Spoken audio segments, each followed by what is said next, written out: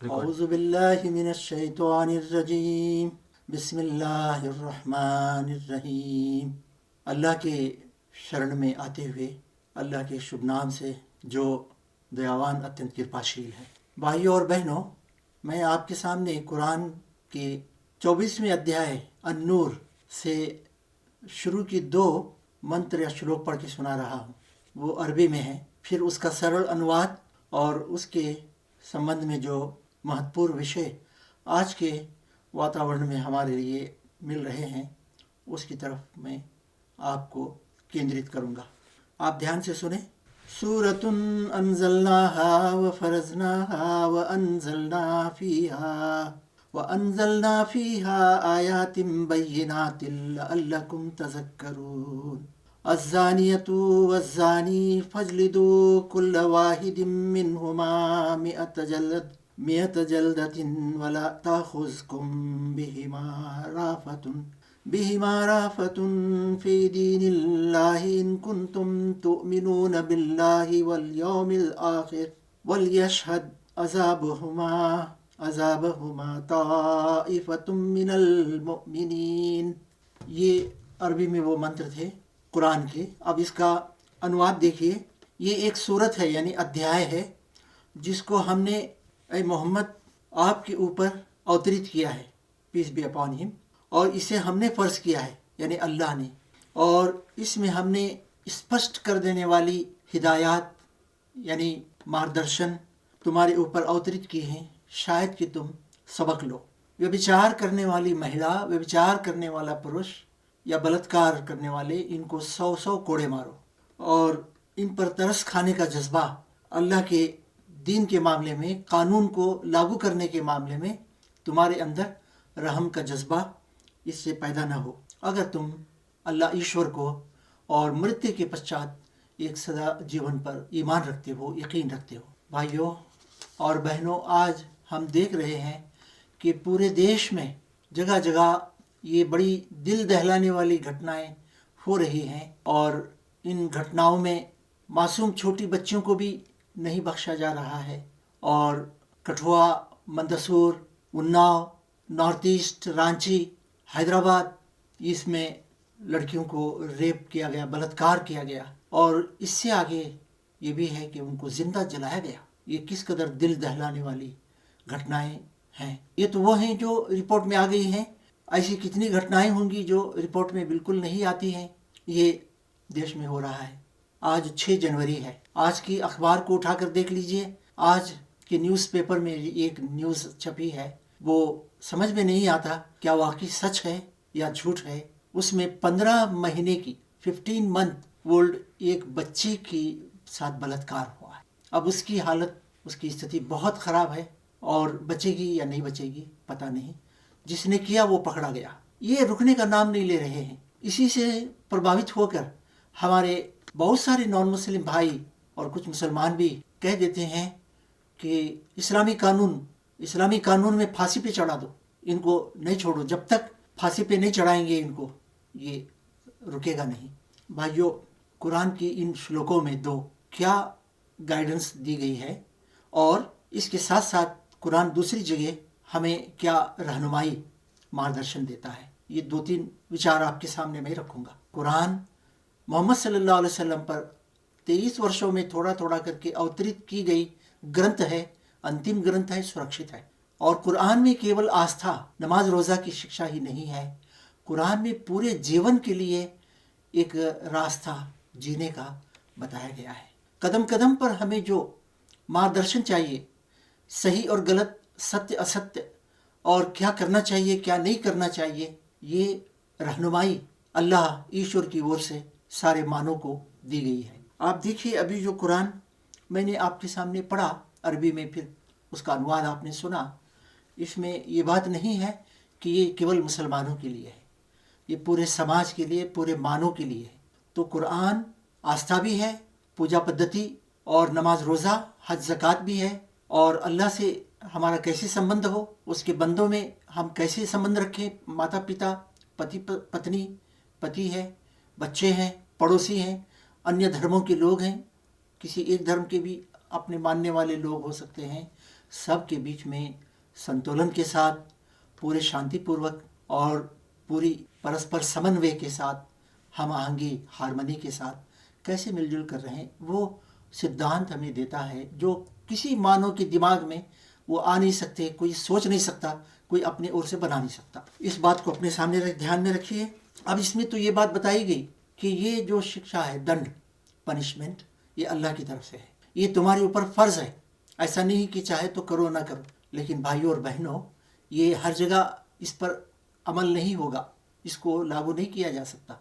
जहाँ इस्लामी व्यवस्था है, इस्लामी जहाँ कानून लागू है, वैसे समाज में मात्र ये हो सकता है। तो इसमें कहा गया कि व्यभिचार करने वाले पुरुष और व्यभिचार करने वाली महिला, इनको 100 कोड़े मारो।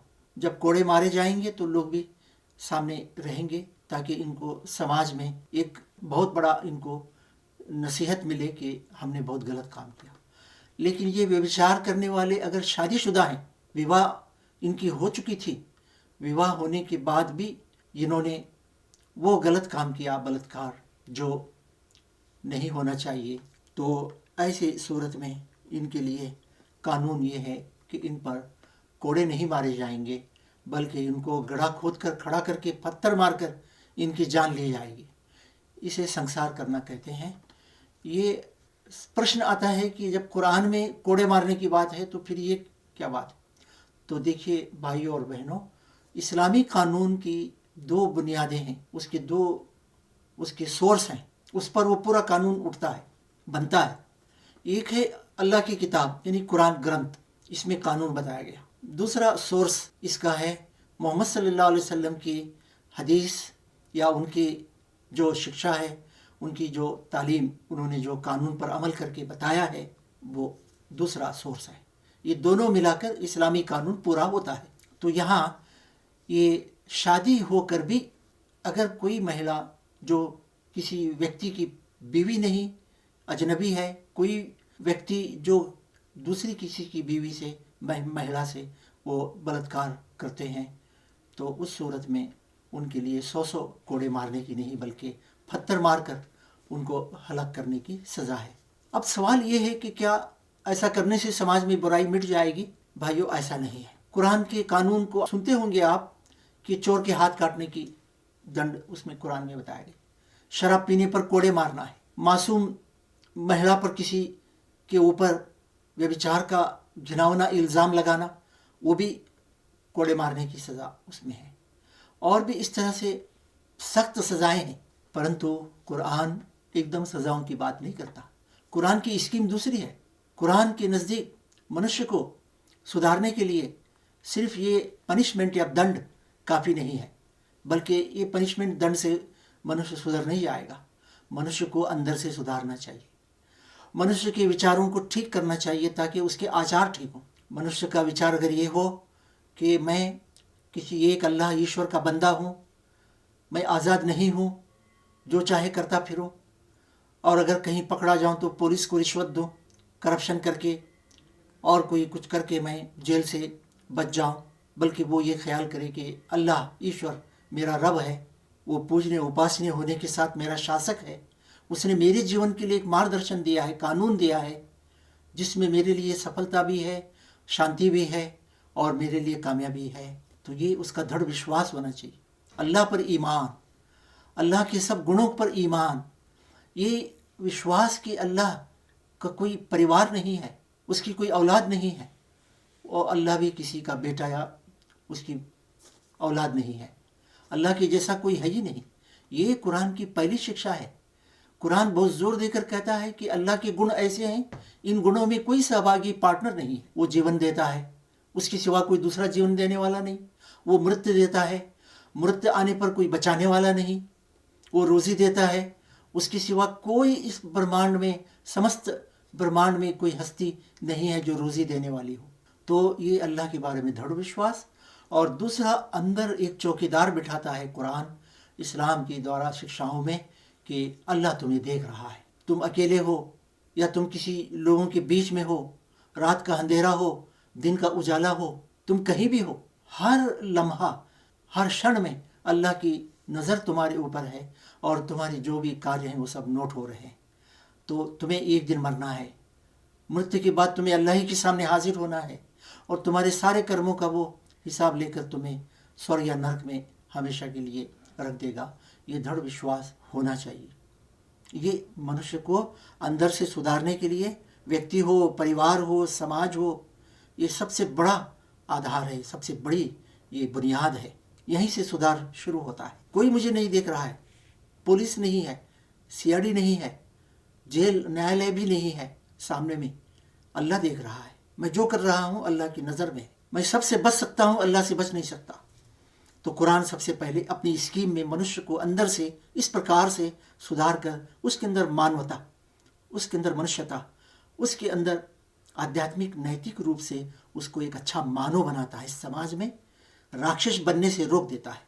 दूसरा, आप देखिए कुरान और इस्लाम की शिक्षाओं में क्या क्या कहा गया। ये व्यभिचार, ये बलात्कार रुक जाए।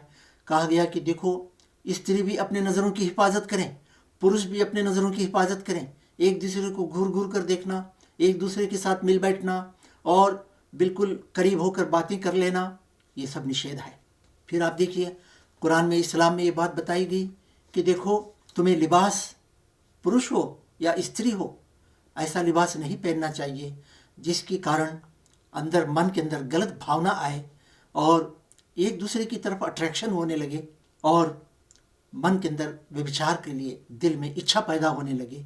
ऐसा लिबास तुम दोनों को भी नहीं पहनना चाहिए। महिला को, चाहे वो बीवी हो या जवान लड़की हो, किसी न किसी काम से घर से बाहर जाना ही पड़ता है। तो जाने की अनुमति, इजाज़त है, परंतु कैसे जाएं, किस तरह से अपना काम कर लें, अजनबी लोगों से कैसे बात करें, फिर घर को कैसे लौट आएं, रात को देर तक घर से बाहर रहना और अजनबी पुरुषों के साथ घूमना फिरना, इनसे निषेध किया गया। आप माने या ना माने, परंतु समाज की सुधार में, व्यभिचार, बलात्कार को रोकने में ये सब कुरान ने रास्ते बताए हैं। नंगे डांस, शराब निषेध है।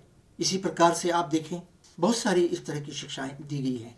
पोर्नोग्राफी बिल्कुल निषेध है और लिव इन रिलेशनशिप से रोका गया है। और ये भी बताया गया कि बिना विवाह के समाज में कोई लड़का, कोई लड़की देर तक न रहे। जब एक एज उनकी हो जाए, जब वो एक परिवार बनाकर संभाल सकते हैं, तो उनका विवाह हो जाना चाहिए। लेट मैरिज को प्रोत्साहन नहीं दिया गया। वक्त आने पर जब उनके अंदर समझ आ गई, जब वो अपनी एक पति, एक पत्नी बनकर रह सकते हैं, एक अच्छे परिवार को बना सकते हैं, तो जब उनको विवाह कर लेना चाहिए। विवाह को बहुत आसान बनाया गया। विवाह में कोई मुश्किल नहीं रखी गई। कोई डोरी देने की लड़की पर कोई बोझ नहीं रखा गया। कुरान ने तो सारी जिम्मेदारी पुरुष पर रखी है।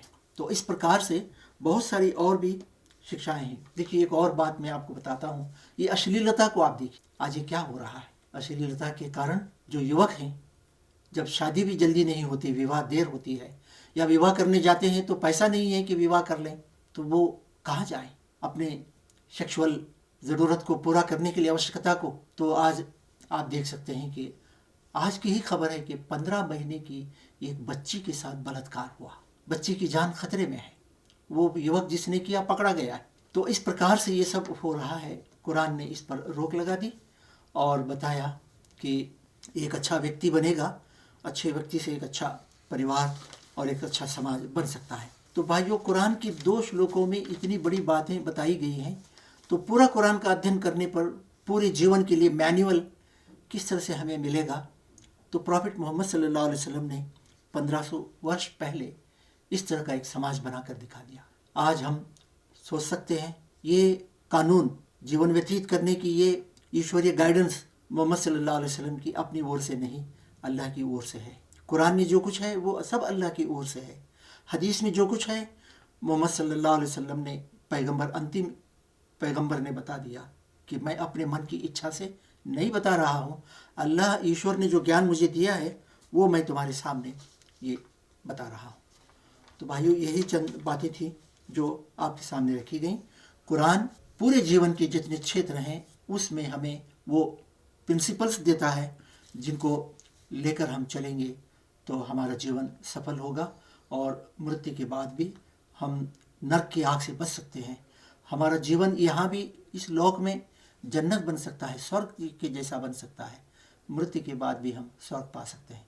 मैं आशा करता हूँ कि इन 2 श्लोकों के संबंध में जो चंद विचार पेश किए गए उन पर सोच विचार करते हुए आप कुरान का अध्ययन करेंगे, कुरान को समझने का प्रयत्न करेंगे कि इसमें सारे मानों को संबोधित करते हुए अल्लाह ईश्वर ने, जो सबका अल्लाह है, मुसलमानों का नहीं, सबका अल्लाह है, सबका सृष्टिकर्ता, रचयिता, निर्माता है, क्या हमारे लिए मार्गदर्शन दिया है जिसको हम लेकर चल सकते हैं।